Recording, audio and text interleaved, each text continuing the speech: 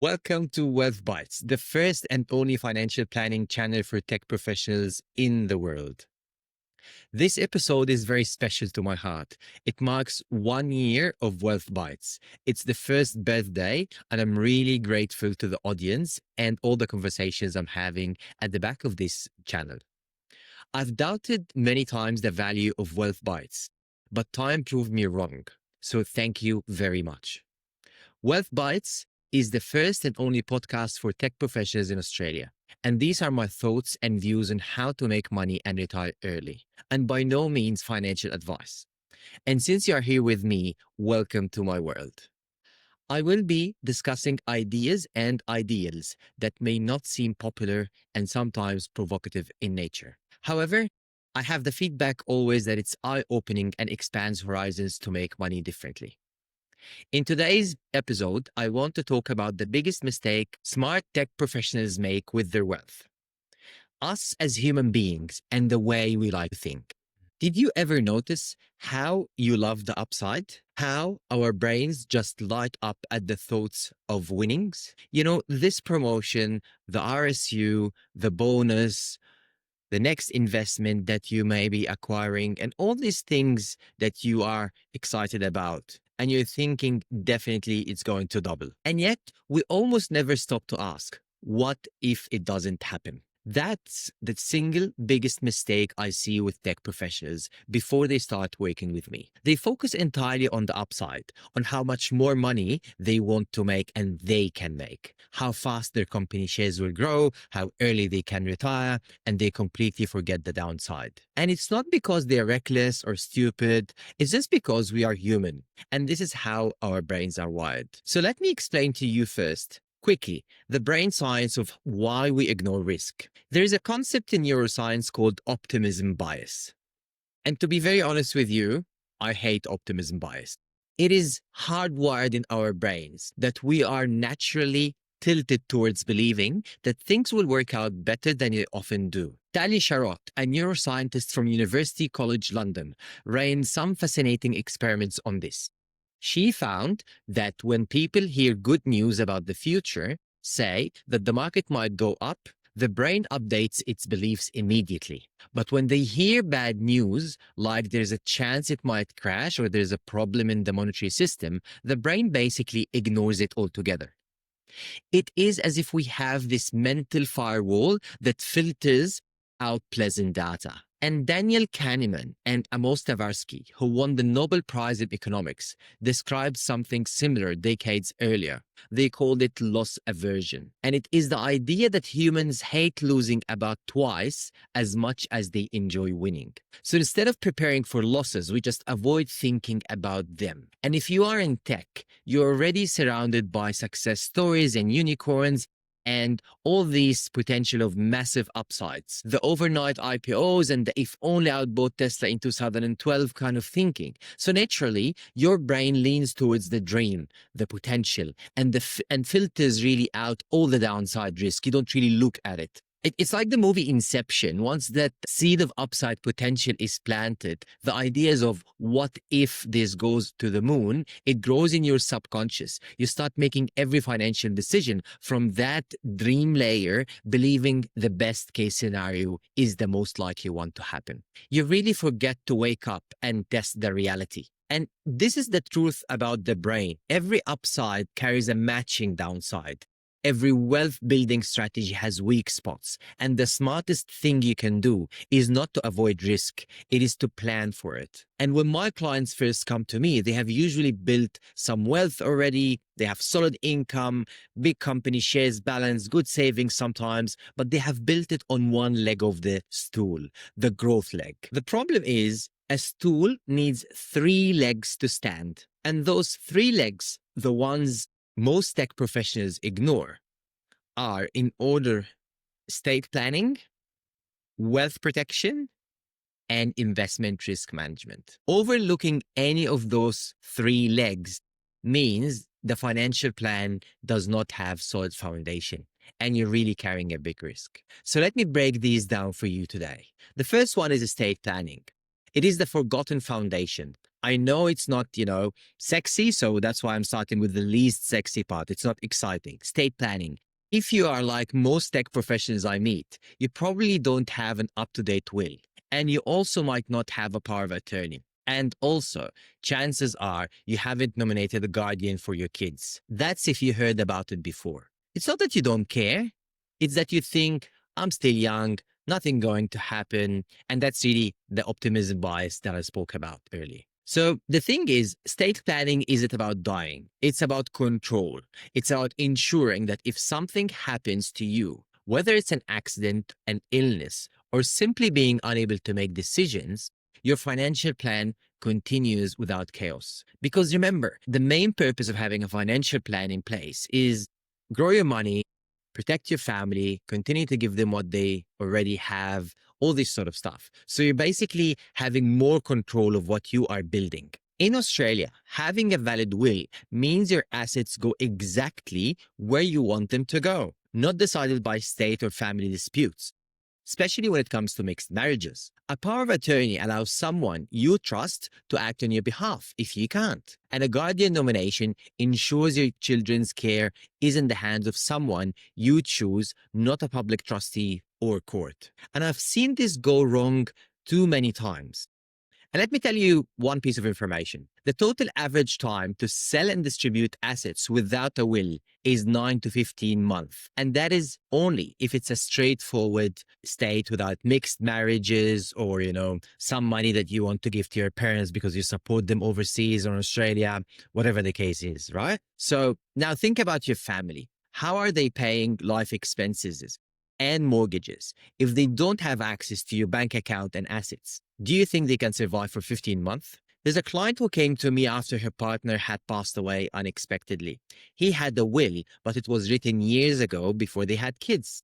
And before they even bought their home, before their lives really evolved and they started making money. And because it wasn't updated, everything defaulted through probate. It took nearly a year to access the funds during she was juggling grief, work, financial stress, young kids, and this could have been easily avoided when you just plan for the downside. This is really what I mean. It's not about being pessimistic, it's just creating continuity, making sure your family life doesn't collapse financially because the system didn't know what to do with your success. Your wealth plan isn't complete until it works without you. Now, the second in order is wealth protection, preparing for life's curveballs. And the second leg in wealth protection, and this is the one that gets overlooked all the time. I will ask clients, if your income stopped tomorrow, how long could your current lifestyle last? And most people just pause and say,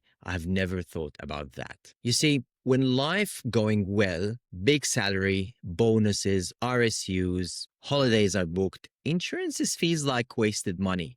And that's the upside bias again. When someone say, I have been paying insurances and never benefited from it, I say, that's great news. It means you're fit, healthy, and you're present for your family and yourself. You did not need it. And real wealth is about resilience.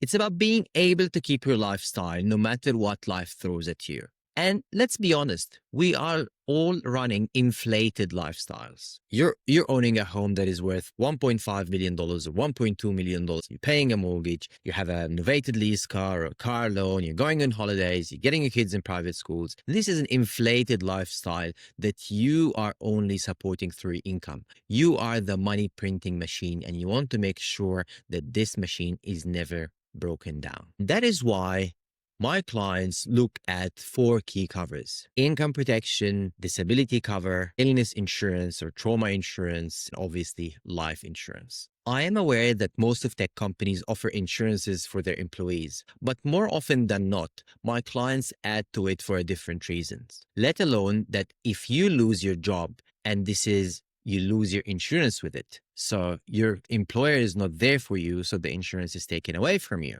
And by the time you go to another employer who might be offering another insurance or not, you may be not able to get a new cover or something happens to you. So to quickly touch on income protection, it replaces your portion of salary if you're unable to work due to illness or injury. So think of it as a financial bridge. It keeps your mortgages paid, your lifestyle stable, and your stress lower while you recover. And let's be honest, it is very important. Your income is the foundation of everything that you have done before, everything you will do in the future. So your financial plan or your thoughts of financial success is relying on your income. So you can't really get rid of it.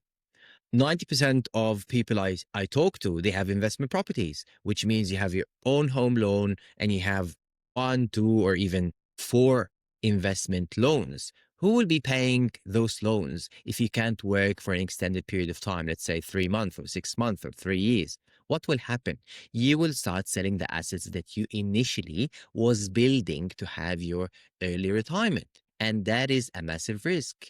And in most cases, in the first 5 years of your properties, when you try to sell the property, if something happens, you are out of pocket. Even if there's some growth in the property, you are out of pocket because you paid stamp duty, you'd be paying a real estate agent a fee, you'd probably be paying capital gains tax. And I've seen it many times that people are selling properties in the first 3 or 4 or 5 years of acquisition of this property, and they're actually out of pocket.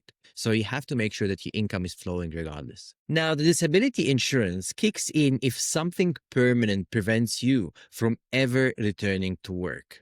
And that is a payout that is not really luxury, right? It's all about dignity, making sure that your life continues and your family is able to maintain their lifestyle. It's about keeping your family secure and your options open. Now, life insurance is about legacy. It ensures that your partner, your kids, your loved ones can continue their lives and pay off the house, fund education, maintain stability, even if you're not there to provide it. In a lot of cases, I can see that there is one breadwinner earning anything between 70 to 80% of the household income. If this breadwinner passes away, imagine what would happen to the family. Some people think if I pass away, my family will be able to, move on in 2 or 3 months. And let me tell you, I've seen it twice. It takes years. It takes literally years, mentally and financially and morally, to get over the death of a loved one. Now, there's also the trauma insurance, which covers you for serious medical conditions like cancer, heart attack, or strokes. It is one of the most claimable insurances, and that's because a lot of people are getting into these cases medically. So it's not really about medical bills. It's just about, time to recover, time with the family, time to heal without financial panic and thinking about the future and what are you going to do after you've recovered. Now, here is something most people don't realize.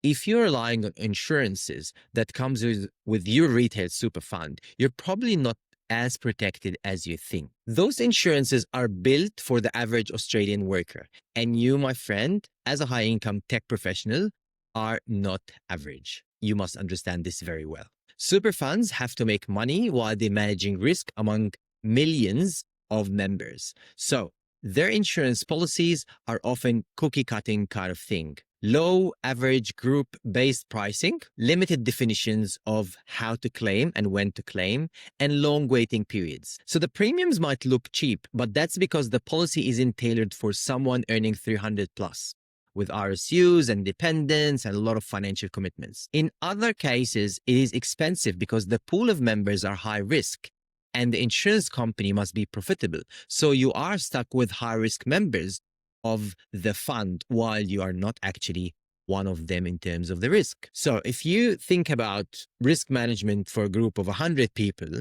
you have more factors to take into consideration as an insurance provider rather than to insure one person, which is you.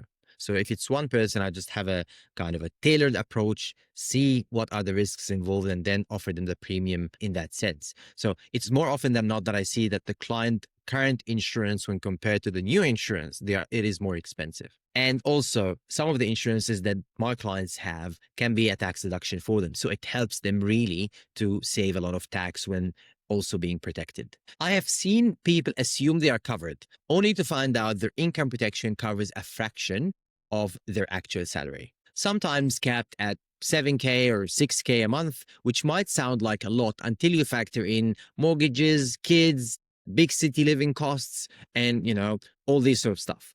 So, working with a professional means designing a cover that fits your life, not the average life. You don't buy insurances for when things are fine. You buy it so that when things aren't, your world really doesn't collapse. Now, the third point we want to talk about today is the investment risk management and the illusion of certainty. So, now let's talk about the third and often most dangerous mistake, which is ignoring investment risk, specifically concentration risk, when too much of your wealth depends on a single asset, company, or sector. In the tech world, this happens all the time. You work for a company, you believe in it, and have a huge chunk of your RSUs or ESPP sitting in that one stock.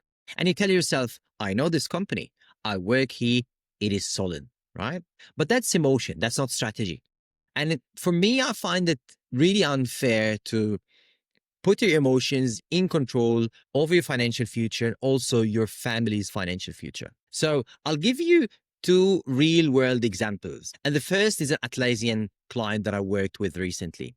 He came to me last year, his shares had hit their peak, and 85% of his net worth was tied up in Atlassian stock. He was actually terrified.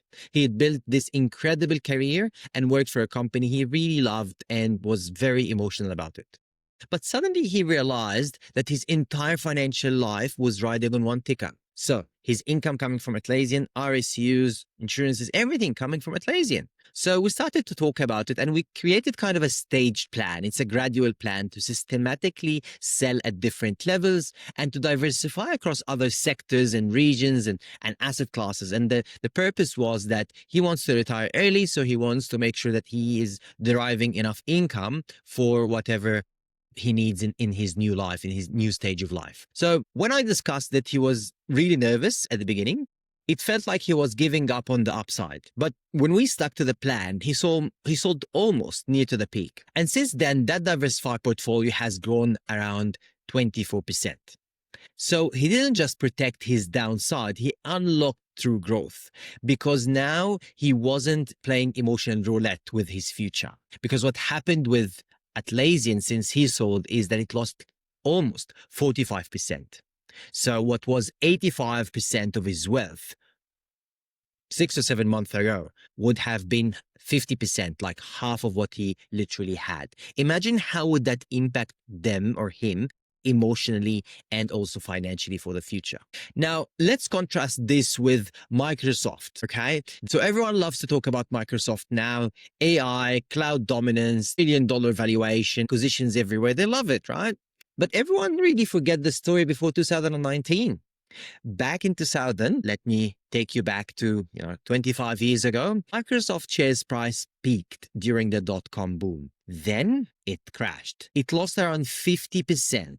So if you were retiring in 2000, 2001, or 1999 with a $1 million worth of shares in Microsoft, it would be worth $500,000. Okay? So now, imagine at year 2000, you are 67 and you're retiring. You lost 50% of your retirement plan, which is not really a plan. Now, it crashed 50%. How long do you think it will take it to come back to the levels where you were expecting? Now, if we go back to Microsoft stories, it stayed flat for 18 years. So if you had retired in the year 2000, holding most of your wealth in Microsoft shares, you would have spent your prime retirement years waiting and waiting for the market to come back. So in year 2000, you're 67. It took, let's say, 15 years or 18 years to come back. So that is really when you are 67 and 18, that's you roughly 85, is it? Let me just grab a quick calculator. 67 plus 18.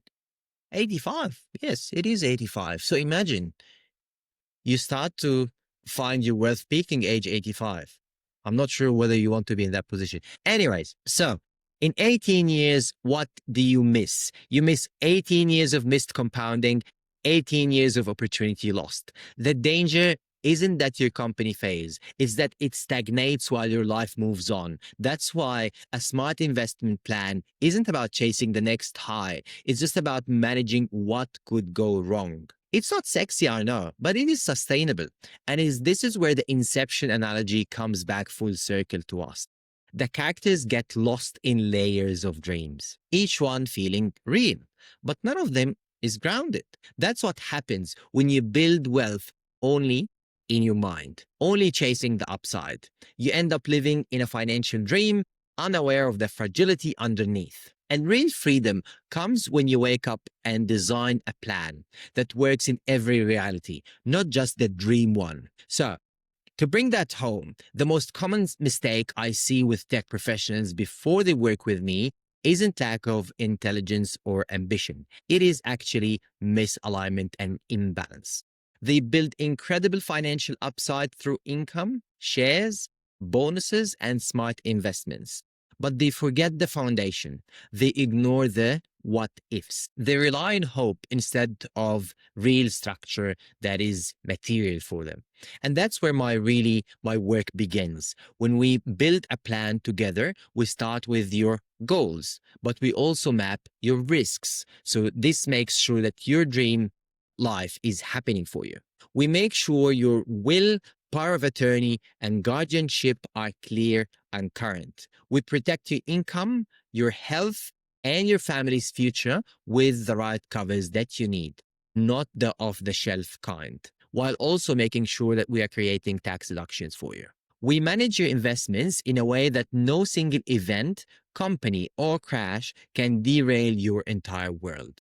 And that is what real wealth planning is. It's not about chasing more, it's about keeping what you have built and ensuring it serves you no matter what happens. So, if you want to take one thing from this episode, it's don't build a dream that collapses when reality hits. Again, don't build a dream that collapses when reality hits. Plan for the downside so you can enjoy the upside with confidence. Now, if this sounds familiar, if you've ever looked at your portfolio and thought, I'm doing great, but something feels off, that's your intuition telling you it's time to get professional perspective. If that is something you have been thinking about, work with someone who understands your world, your RSUs, your tax structure, your time constraints, and also your personal aspirations and preferences. Because building wealth isn't just about returns, it's about resilience. Now, you don't need to do this alone, and you shouldn't, to be honest. I have spent over 20 years working with tech professionals, people at Microsoft, Amazon, Uber, Atlassian, and whatnot, helping them turn success into security. And I can tell you, clarity doesn't come from having more money. It comes from having a plan that works every time, through every phase of your life. So if you're ready to get clarity on your world, let's talk. You can book a time with me in one of the links below, or you can reach me on LinkedIn, Mo Showman. Thank you so much for your time. I hope you've enjoyed this episode. And please let me know if you have any questions or feedback at mo@mywealthchoice.com.au. Thank you and enjoy the rest of your day.